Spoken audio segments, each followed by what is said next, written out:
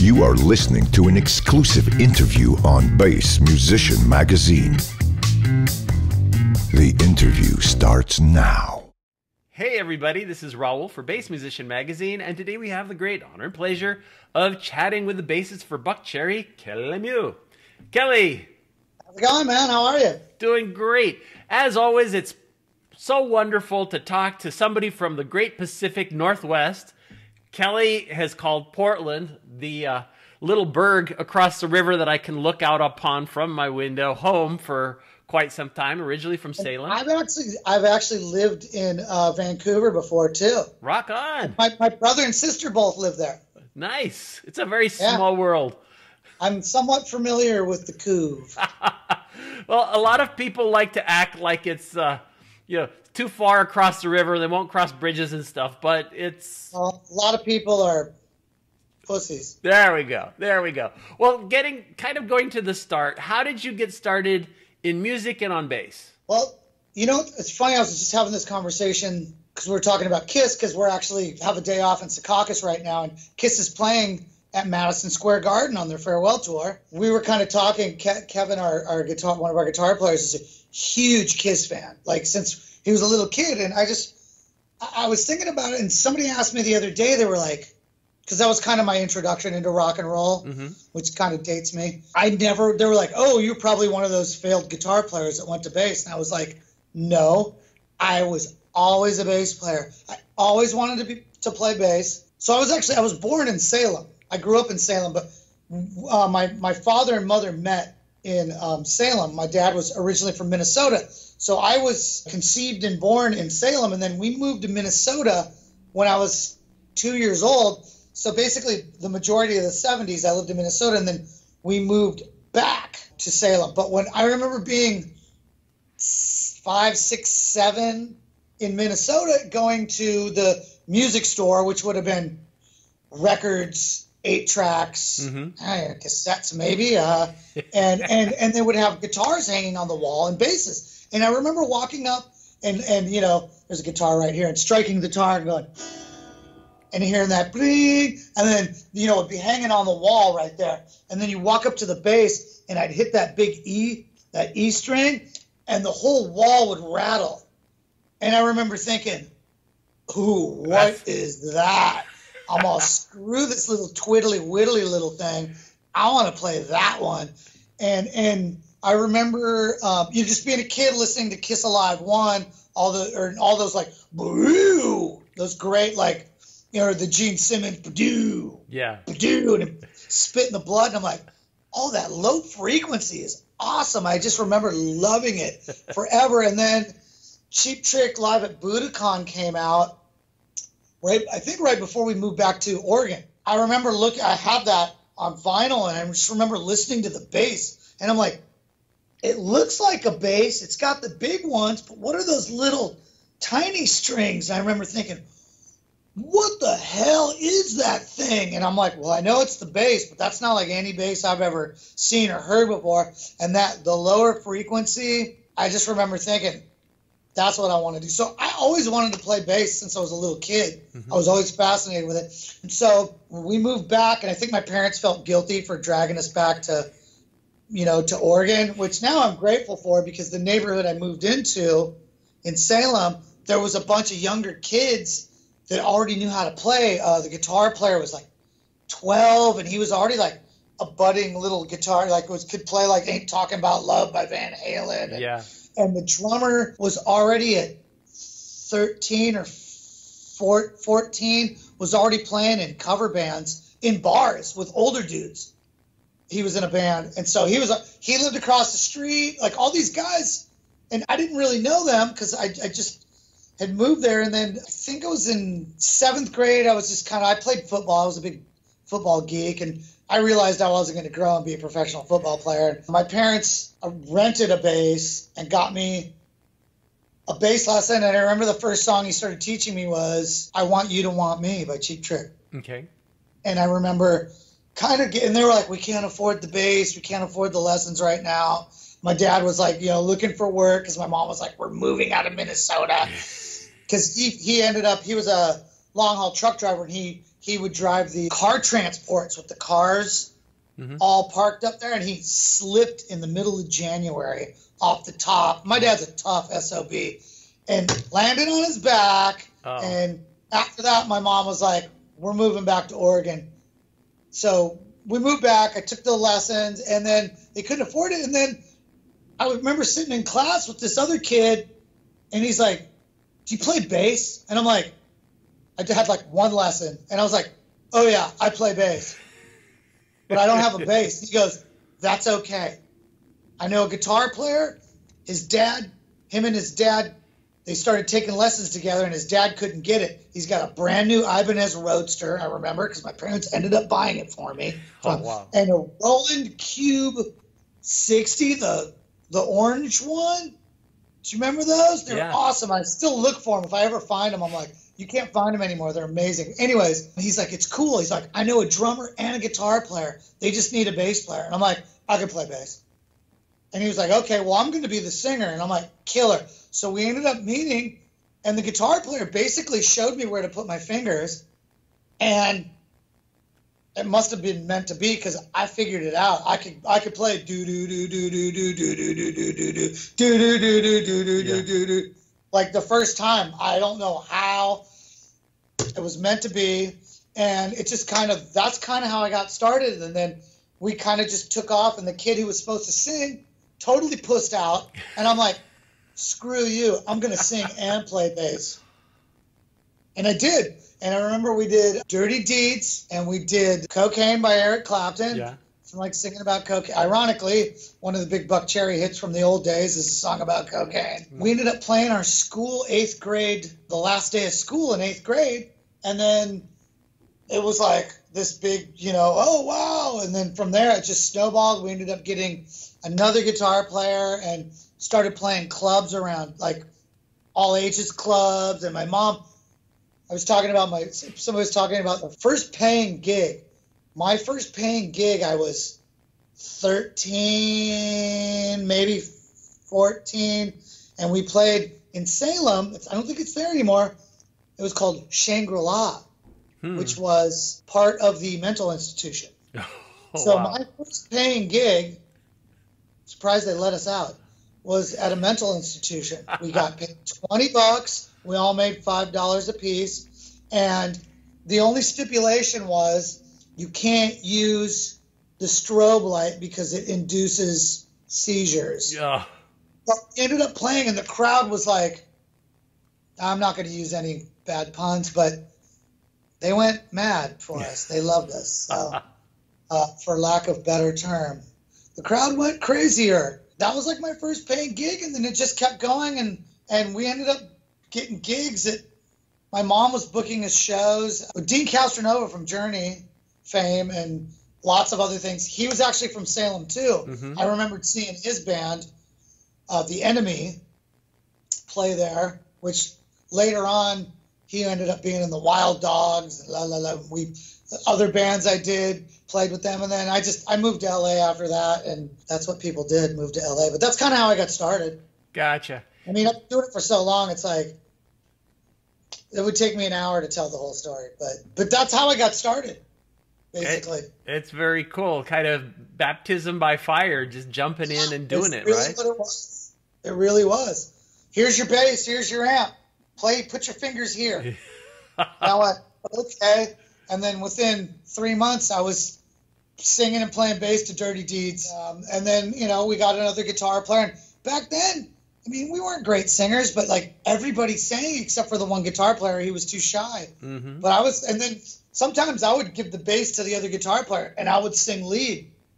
So, I don't do that anymore. I just stick to bass. Shooting ahead, you joined Buckcherry 2013. Yep, I did. And been going strong ever since. Right now, you're on tour, doing the Warp Paint tour, and have a new release, the album. Just came out. It'll be 3 weeks on Friday. Tell us a little bit about that. Well, this is our 8th record, my 3rd with them. I did the EP, and then I did the rock and roll record, And then we did this one. We had a couple of the longtime members leave in the last couple of years. This record seems a lot more focused. I think there's a little less push and pull. We did a lot of the pre-production on tour last summer. We were on the Gen X tour last year and did basically almost all of our pre-production on. It was a big, long 2.5 month tour, 3-month tour. I forget how long it was. It was pretty grindy. But we'd go for sound checks. We'd go up and we go, all right, we're working on this tune today. We work on that. And then we actually played a couple of the songs live on that tour. The Vacuum and Devils in the Details, we did those live. Finished the tour, basically took a week off, and then went right into the studio. We went in with Mike Plotnikoff, who did the 15 record, which came out about 8 or 9 years ago, which was the big one with Crazy Bitch on it and all that stuff. And went in and knocked it out. We did the bass and drums and the rhythm, bass, drums, and rhythm guitar in 1 week. And then I did the background vocals in about an hour. And just because we were very focused and we knew what we wanted to do, and went in and just ripped it out. And the records, nobody buys records anymore, but it's doing pretty good. The first single, Bent, is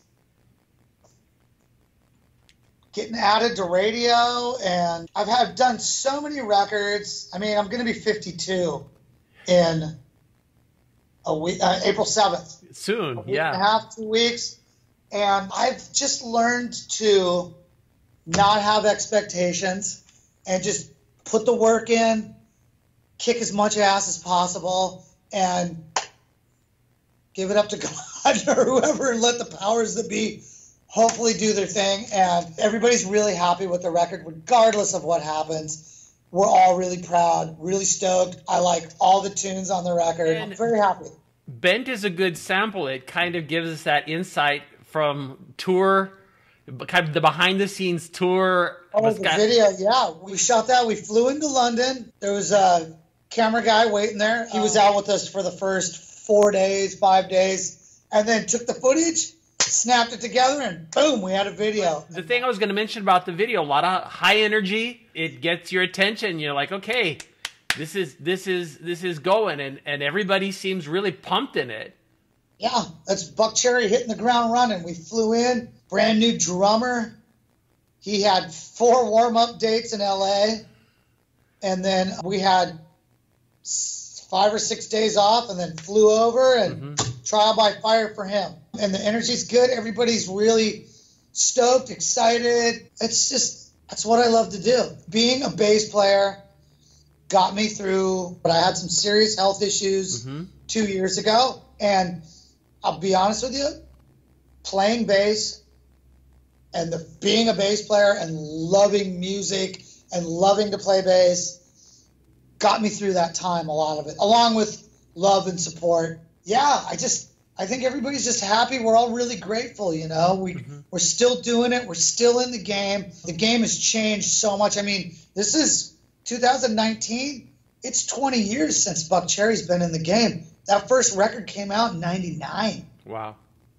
So I've been with the band 5.5 years, but I mean, I've been doing this professionally. My first major label record, which Tommy Lee co-produced, which is the Dirt just came out, so it's like super fresh on everybody's. That was in 92. That first record, my first band, the Electric Love Hogs, that came out in 92. Wow. So I've been doing this professionally since 1992. I've been doing it. I've been busting my hump even before that. So the fact that everybody's still in the game and doing it, we're all really grateful, really stoked, really happy that we're still doing it. We're all happy with the record, and it's all you can ask for. Whatever the rock and roll gods have planned, I don't know, but we're just enjoying it, trying to kick as much ass as we can. And if people want to catch the tour, the best place to look would be buckcherry.com? Correct. Just go to the tour dates, buckcherry.com. The dates that are on there, I haven't checked them lately, but I know they go up to May 5th. But I'm getting dates. They're booking us all the way up through late November. Careful what you wish for, kids. You just might get it. There you go. Well, and that's a good reason why people need to go back and check, because if they don't see a date now, They're coming up. Well, I have cousins that live in Minnesota, and I posted something online, and my cousin chimed in, and he was like, "Oh, that's cool. Glad I can see this." I forget what it was I posted. Since you guys aren't coming to Minnesota, and I'm like, buddy, those dates are only until the beginning of May. Yeah, give it Wait time. a minute, they'll be coming up. So I know there's Minnesota dates on there, probably in June. So if you're listening, Chris, June. I'd be remiss if I didn't ask, because, all the bass players are also gear hounds. There's the gear acquisition syndrome. How are you getting your sound for Buckcherry? First of all, the hands. It's coming from the brain and the hands, which I think you can take any bass player and put them on my gear or somebody else's gear, and they're going to sound like that bass player. But as far as technically the gear I am using right now on this tour, my go-to is I use Aguilar amplification, and I have for a long time. I've known Dave Avenius since he was a young pup working at the LA Bass Center in Los Angeles in the 90s. Yeah, he worked there, and then I think it was LA Bass Exchange he went to with Ty Long Lai. Late 90s, when I was in Goldfinger, I would go in there and ogle all the killer basses. So I've been with them, and I just recently switched to the Tone Hammer 700. So I'm using that. I have the 751, which is amazing, but I got my hands on one of those 700s, and I freaking love it. And I use the 412, the big monster 412 that looks like an 810. I love 12s. I use the Tech 21 Doug Pinnick pedal, and I love that thing. I love it. I have some dark glass stuff, but the Doug Pinnick pedal is like one-stop shop. I can throw it in my backpack with the Tone Hammer. That's my sound, man. And right now I'm using a Spectre. It's a 99 34-inch scale 5-string Spectre. It's the CRV5. It's the 34-inch scale, which is hard to find. Doesn't have the inlays. And I put the dark glass tone capsule in all of my all of my Spectres have except for I have one USA that has the Spectre tone pump. I left that in it, but I put the dark glass pre. I love that thing in all my basses, in all my Spectres. And then I also have a Ernie Ball Stingray 5 Special. I recently just switched to 5-string. So I use that occasionally too, but I just really love the Spectres, man. There's just something, I mean, I don't know if you can see, where's the... Yeah, I've got there it is. I mean, and I have another Spectre 5 LX 34-inch scale with the zebra wood. It's a 2006 showing up today from eBay. So I'm going to unpack that sucker a little bit later this evening when it shows up. And then Lauren over at Dark Glass is sending me out another one of the Dark Glass preamps. I'm going to put that, so I'm going to have my tech Ross. Rossi from Scotland, a Glaswegian. Love the kid. He's amazing. I'm going to have him throw that. I think that's going to show up. We fly out to Phoenix for a Bike Week gig on the 1st. And then I think Lauren's sending it there, so I'll have him put that in. And so basically, and I use a Shure, it's the floor model wireless. But I've had that thing for the better part of 4 years, and that thing crushes, man. I love it. And I use the tuner on that. So it's basically a Shure wireless with the tuner on it, Doug Pinnick, Aguilar, and my Spectre with the dark glass preamp in it. That's my sound. Very nice. And do you have any choice in strings? I was just going to say, I use the DR strings. I use the Sunbeam. So it's the medium gauge with a 125 B string. Yeah, the Sunbeams. Nice. So, yeah, Tony over there is awesome. He hooks me up. And, yeah, I love the DRs, man. I like the Ernie Ball stuff, too. You know, when I played with Paul Gilbert, Paul gave me a bunch of Ernie Ball strings. But DR's been hooking me up. They're awesome dudes. They're awesome. I love the DR. It's weird. I'm looking at them like going, Aguilar, Tech 21, Spectre, DR, they're all New York companies. Technically DR's Jersey, but it's close enough. Well, are they? Yeah. I guess so. you It's know, we're, I'm we're not going to try to lump any. If they're all in that, yeah, they're all in that. But okay, yeah, we're splitting Pretty far. hairs. Yeah, it's Yeah. back to like the Couve in Portland. I mean, you know, it's like across the river. We're splitting exits. Yeah, yeah. Yeah, pretty much. There we go. I just thought them all. That's weird. I didn't notice that. And I just was like, wow, that is pretty bizarre. So, dark glass is Finland, but, you know, close enough. Yeah, sure.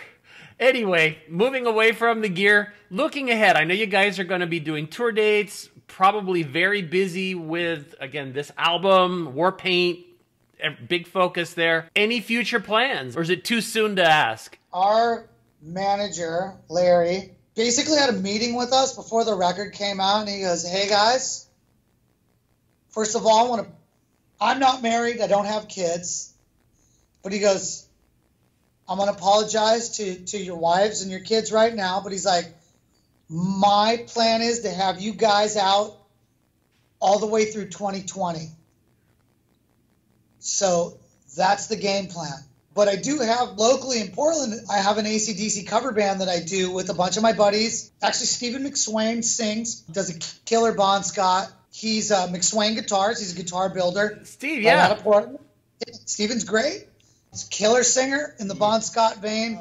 I got Doug Rappaport on guitar. Doug plays with the Edgar Winter Group. Does a lot of demos for, I think he's doing demos for Seymour Duncan now, but he plays Friedman. And he's demos Nag. He's got his own Nag guitar model. Doug's phenomenal. And, you know, I play with Paul Gilbert, too. And Paul moved to Portland recently also. I don't know if you knew that. Didn't. But Paul's a Portland guy. I got those guys together. We all got together and jammed because I was like, I got to get you dudes together. But everybody's so dang busy. Paul hit me up to, hey, can you do my new record? I'm like, we're recording our new record. And I'm flattered. I love Paul. I've played with him off and on since '98. So I'm trying to, I think they're booking a Portland date. So any Portland people, I'm waiting to find out. But I'm trying to get my AC/DC band, the DCs, I'm trying to get them the support slot or the opening slot because we're out with Joyous Wolf right now, who's an awesome, young, up-and-coming rock and roll band. They're out with us for a while. They're awesome kids. I love them. Great rock band. Can't say enough good things about them. Really super sweet and just bring it every night. It's a great bill. But I'm going to try and get us doing the opening slot. I don't know where we're playing yet. Our booking agent's out here. He'll probably show up to the Irving Plaza show here on Friday or somewhere. But I'm going to corner him and go, I want my band to open. Can my AC/DC band? So they'll have to get together and rehearse without me, and I'll have to do my homework. But there's enough stuff online. I think I can figure the songs out again. Yeah, that's our plans, man. Conquer the world. If there is for your AC/DC band or your own projects, is there a good place for people to look that up? Is a website or social media? You can go to Facebook, and it's the DCs, capital D, capital C, apostrophe S, the DCs. I call us an homage because we basically play the songs, and it's predominantly all Bon Scott era. We don't dress up in the garb. We look more like the Ramones than we do. Like, we wear, like, black T-shirts, jeans. It's denim and leather, and, you know, and we go out. We look more like a street gang than we do a band. AC/DC. We go out and do an homage to Bon Scott era AC/DC. So you can go to the DCs, and I think there's some stuff on YouTube also, and that's the best places to find us on there. Just go hit like. I'm so busy with Buckcherry, I don't really have any other projects going on. I do the DCs. We try to book, and Doug, like I said, Doug plays with Edgar Winter Group. Yeah. And then he also goes to Japan and plays with, I can't remember the artist's name, but he's basically like the Japanese Elvis. He's been around since the late 60s, early 70s. Doug goes over there, and Doug's like, hey, how you doing? I'll text him, and he's like, oh, we just did 4 nights at Budokan. And I'm like, I got to play there once, and I was like, And he's like, yeah, I'm already sick of the place. So, well, yeah. Very, very cool stuff, man. It's so great to hear, all the energy. Folks, make sure that you stay on top of Buckcherry's schedule because they will be coming to a town near you. Even if you live in Japan or Australia, or Europe. We'll be back to Europe. They're already booking European dates. Very nice. So I've already heard rumors and time schedules. It's going to be later in the year. I don't want to say it in case stuff gets moved around, but sure. There's already talk of that. So South America even, I heard a rumor. So very, very neat stuff. And of course, we'll kind of keep an eye out for the DCs. I know Steve, we've been talking about getting together over coffee for the longest time, but he lives right by me. I live over off of Woodstock. Yeah.